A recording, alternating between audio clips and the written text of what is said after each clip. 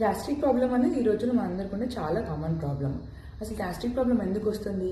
మన స్టమక్లో హెచ్సిఎల్ అని ఒక యాసిడ్ ఎక్కువ మోతాదులో ప్రొడ్యూస్ అవ్వడం వల్ల గ్యాస్ట్రిక్ ప్రాబ్లం వస్తుంది.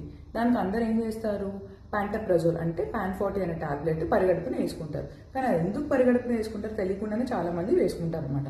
ఎందుకంటే ప్యాంటప్రజోల్ అనే టాబ్లెట్ ప్రోటాన్ పంప్ ఇన్హిబిటర్ అనే డ్రగ్ క్లాస్కి చెందిన మెడిసిన్ అనమాట.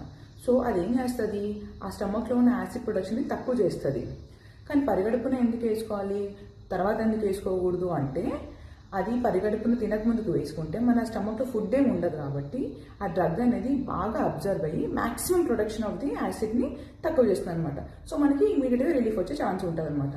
అట్లని చెప్పి ఈ టాబ్లెట్ని చాలా ఎక్కువ మోతాదులో ఎక్కువ రోజులు ఎక్కువ సంవత్సరాలు వాడకూడదు అనమాట. ఎందుకంటే దీని సైడ్ ఎఫెక్ట్స్ కూడా ఉన్నాయి. దీని లాంగ్ టర్మ్ సైడ్ ఎఫెక్ట్స్ ఏంటంటే vitamin B12 and vitamin D ఉంటాయి కదా, important vitamins for our body, ఆ అబ్జార్ప్షన్ అనేది తక్కువ చేస్తుంది.